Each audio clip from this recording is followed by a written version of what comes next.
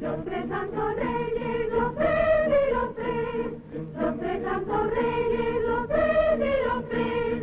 Los saludaremos con divina fe.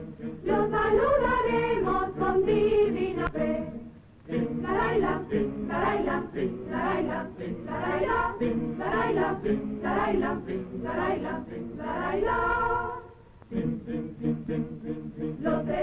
Yes, this is the Commonwealth of Puerto Rico, a land of song and laughter, a tiny bit of the United States in the warm seas of the Atlantic and the Caribbean. San Juan, capital of the island, was an important city 100 years before the Pilgrims landed at Plymouth Rock. Today it is the air crossroads of the Western Hemisphere.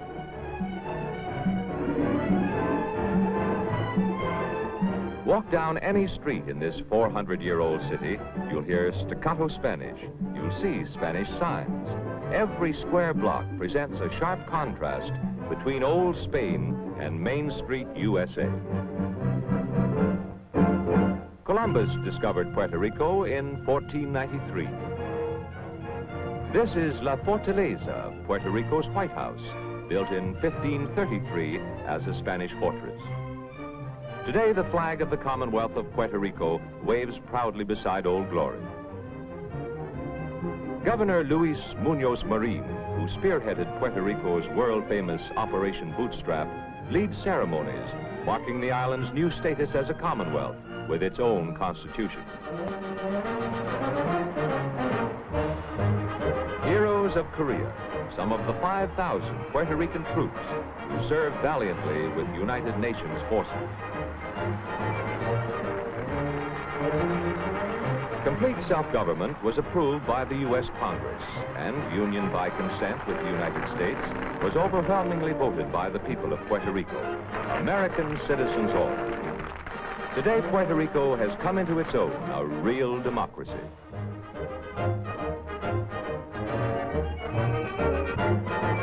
San Juan's loveliest adorn these floats which symbolize Puerto Rico's progress.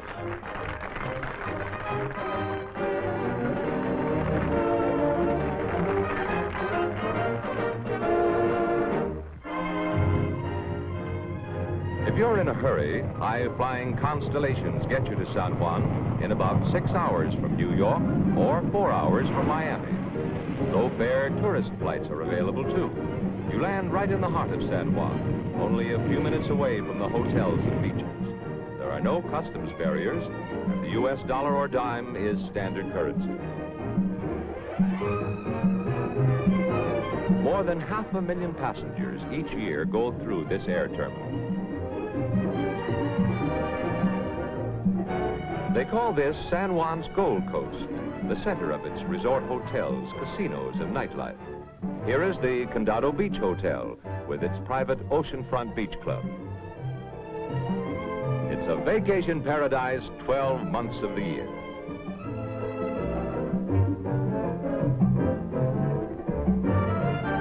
Breathtakingly beautiful, a gem in the tropics, the fabulous Caribe Hilton Hotel. Even the approaches are modern. Every room is air-conditioned. Here truly is living fit for a king. A hotel bathed in sunshine and splendor, with its private bathing lagoon, swimming pool, and elaborate recreational facilities.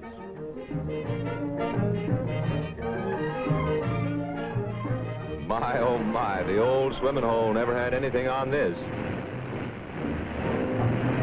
Tropical treats, too. Coconut milk, a delicious Puerto Rican rum. This is really living. Nearby is Spanish-built Fort San Geronimo. San Juan's newest is the La Rada Hotel. Let's listen to unique Caribbean music from Antigua. Its melody out of sawed-off steel drums, an oil drum serenade.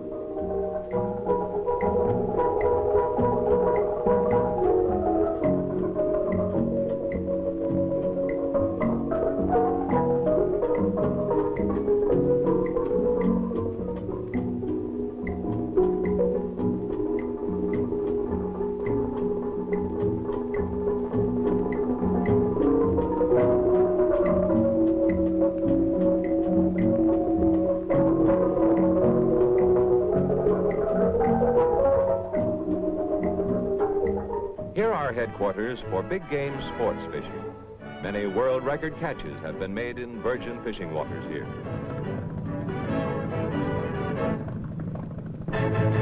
Most popular historical attraction in San Juan is El Morro. It is the largest Spanish fort on American soil. More than 30,000 tourists visit it each year. French, Dutch, and British buccaneers tried vainly to capture it. 400 years ago, people were dependent upon this fort for protection. The Spanish built it to guard against sea raiders, and in the last war, it was armed against submarine attacks. Golf in a fort? Well, seeing is believing. The El Morro course is one of the sportiest on the island. Baseball isn't just a sport here, it's a crusade. Mainland big leaguers play with professional Puerto Rican teams during the winter season.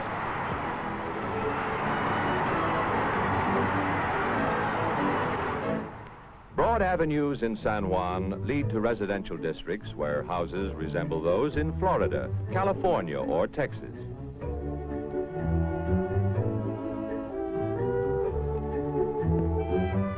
Puerto Rican architects designed all these homes for real comfortable living. Everybody grows and loves flowers in Puerto Rico. These are red ginger blossoms. Homes for everybody. Housing gets top priority in Puerto Rico's booming economy. Many low-rental public housing apartments are springing up throughout the island.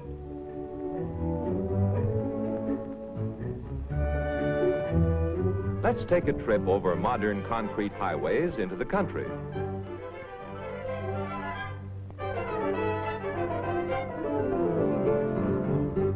Well, am I dreaming? It sure looks like someone turned back the clock 100 years. It's the revival of an old coconut mask festival at Louisa, just 45 minutes from San Juan. And how'd you like to see this the morning after?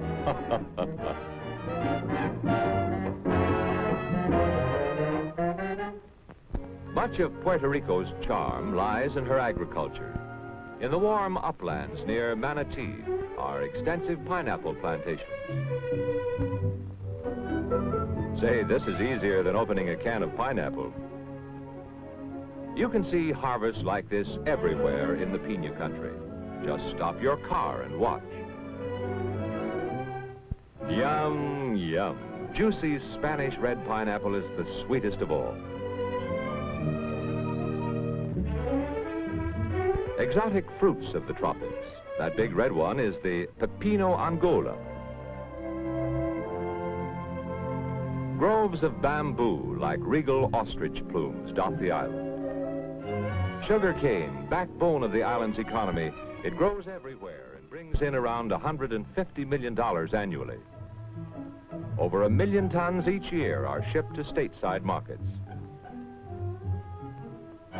The harvest season is from January to June, a sight that tourists never forget.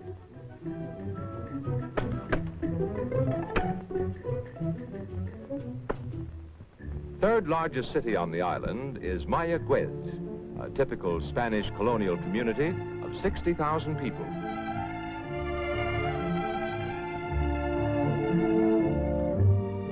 "13 miles away is San Germán. Puerto Rico, as you can see, is small, averaging 35 miles wide and 100 miles long.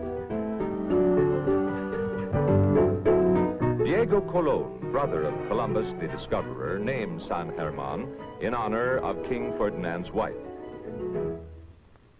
Here is Portacelli, built 4 centuries ago by Dominican monks. La Parguera is on the south coast of Puerto Rico, on the Caribbean. Spanish conquistadores planted many of these shade trees covering the roads to make their journey on horseback cool and comfortable.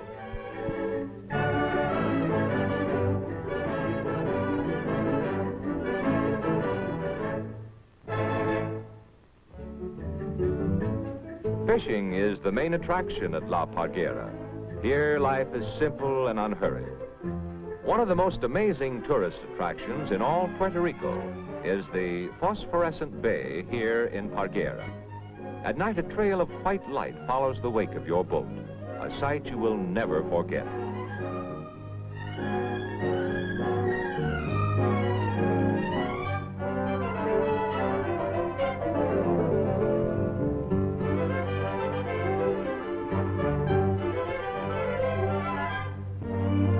But if you want contrast, you'll find it here in Ponce. Here's the city, seen from a hill. As in traditional Spanish colonial cities, Ponce started with its cathedral and plaza. It's the second largest city in Puerto Rico, the proud stronghold of old customs and culture, and it retains much of the charm lost to progress in other parts of the world. Ponce was named for Juan Ponce de Leon, seeker of the Fountain of Youth, and Puerto Rico's first governor. Ponce's fire department is both original and strictly traditional. Its members are volunteers, but ready at the sound of the bell for anything. There they go in a blaze of color. It could be a fire, but it's only practice.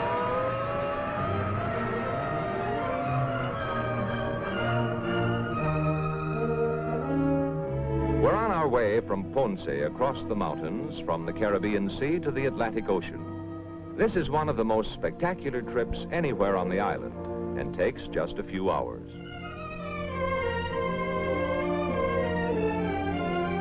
It's really chilly up here in the evenings. This part of Puerto Rico is today the same as when it was discovered by the Spanish. Bananas, too, grow wild in the El Yunque forest. Until you've eaten one ripened on the plant, you've never really tasted bananas.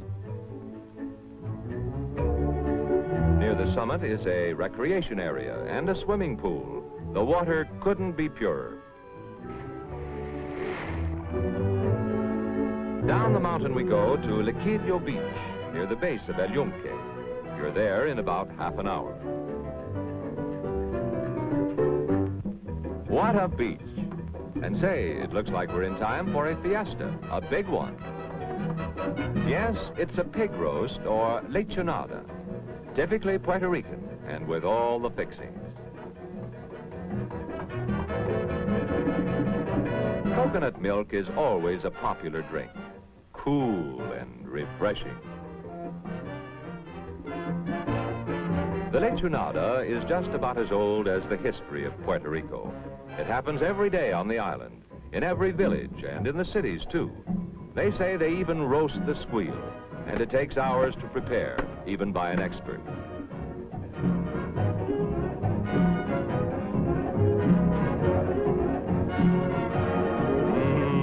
And I mean it.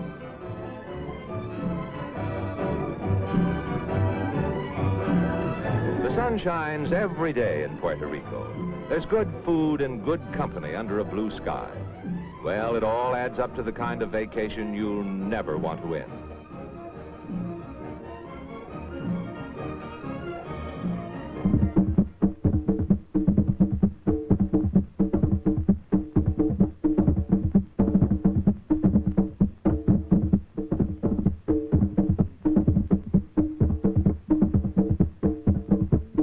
Folklore dancers perform the bomba. The rhythmic drum music rings in your ears long after you've left the island.